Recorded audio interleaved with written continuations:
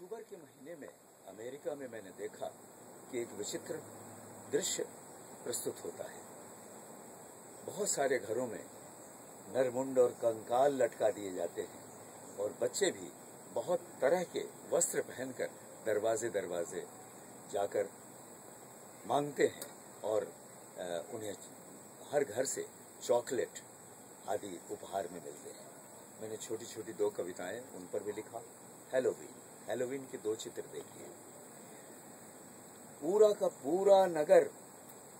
पूरा नगर गोया हो गया है भूतों का घर, अमेरिका का। घरों क्या दुकानों में भी जहां तहां टंगे होते हैं दरवाजों पर नरमुंड, कंकाल, अस्थि पंजर।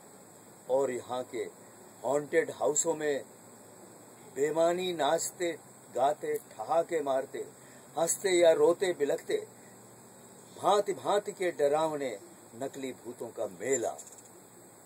साहस नहीं कि चला जाए वहां कोई दमदार भी अकेला। अक्टूबर महीने का ये आखिरी दिन कहते हैं यहाँ सभी इसे ही हेलोवीन का एक दूसरा चित्र देखिए। देखकर दरवाजों पर लैंप जैसी रोशनी वाले खोखले मुस्कुराते पंपकिन भागते हैं अब हवाओं में तैरते यहाँ के प्रेत और जिन और महत आत्माओं के स्वागत में ट्रिक एंड ट्रीट के बहाने टॉफियों के साथ खुशियां बटोरते बेखौफ यहाँ के बच्चे कहते चलते हैं सबसे हैप्पी हेलोवीन, हैप्पी हेलोवीन। और अब अंत में 2 छोटी छोटी कविताएं और सुना रहा हूं।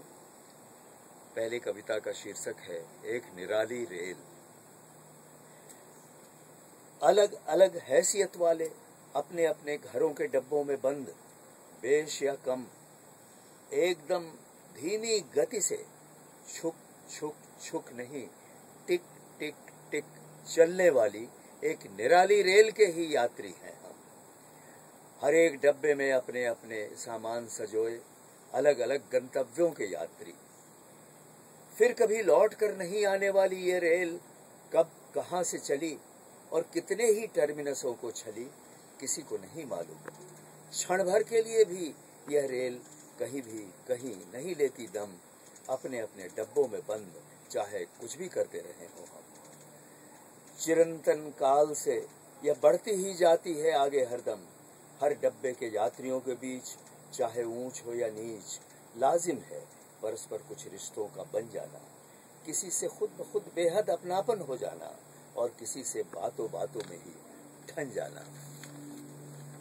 सचमुच बहुत निराली है ये रेल। अपने हर सवार को अपनी उस धीमी रफ्तार में ही उसके मुकाम पर धक्के देकर जबरदस्ती डब्बे के बाहर देती है उसे ठेल और फिर टिक टिक टिक करती आगे को ही बढ़ती जाती है ये रेल।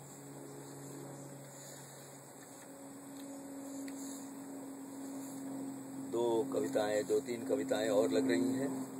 एक सुना रहा हूं परछाइयों की भीड़ में। परछाइयों से घिरे मेरे एकाकी व्यक्तित्व पर हर जाई प्रकाश की एक किरण आई। अनायास में 2 हुआ, मैं और मेरी परछाई। किरणें बढ़ती ही गईं, परछाइयां भी, और अब किरणों से घिरा मैं परछाइयों की भीड़ में। अच्छे और बुरे दिन का एहसास कर सकते हैं आप इस कविता के माध्यम से। और एक चिरंतन सत्य है, शीर्षक है दुभाषिया। गधे बैल और कुत्तों की तरह आदमी भी एक जानवर ही है जो सामने खड़ा है। शीर्षक है दुभाषिया, इंटरप्रेटर। गधे बैल और कुत्तों की तरह आदमी भी एक जानवर ही है जो सामने खड़ा है। एक दिन अब उसने अपने सजाती आदमों से ही कहा अपनी भाषा में कि आदमी सभी जानवरों से बड़ा है। ऐसा ही कहा एक गधे ने दूसरे गधे से अपनी भाषा में अपने बारे में। एक बैल ने कहा दूसरे बैलों से अपनी भाषा में अपने बारे में। और फिर एक कुत्ते ने कहा दूसरे कुत्ते से अपनी भाषा में अपने बारे में। वही पीपल की ठूंठ पर बैठा था एक तोता। उसने सोचा कि काश इन सब में कोई दुभाषिया तो होता। और अंत में अब एक शांति गीत सुनाता हूँ, जिसे बहुत पहले मैंने लिखा था। देश की, भारत की सुप्रसिद्ध शास्त्रीय संगीत की गायिका श्रीमती गिरजा देवी ने की फरमाइश पर यह गीत मैंने उस समय लिखा, और उस गीत को लेकर वो अमेरिका आई थी, और अमेरिका के सभी प्रमुख नगरों में भारत महोत्सव, इंडिया फेस्टिवल के दौरान उन्होंने इस गीत को प्रस्तुत किया था।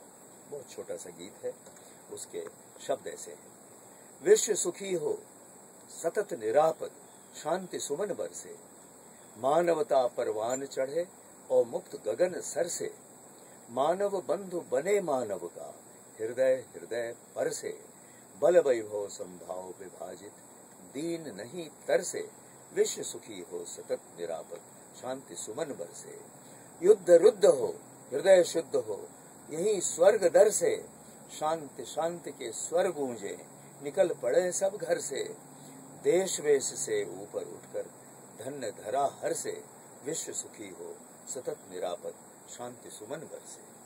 धन्यवाद।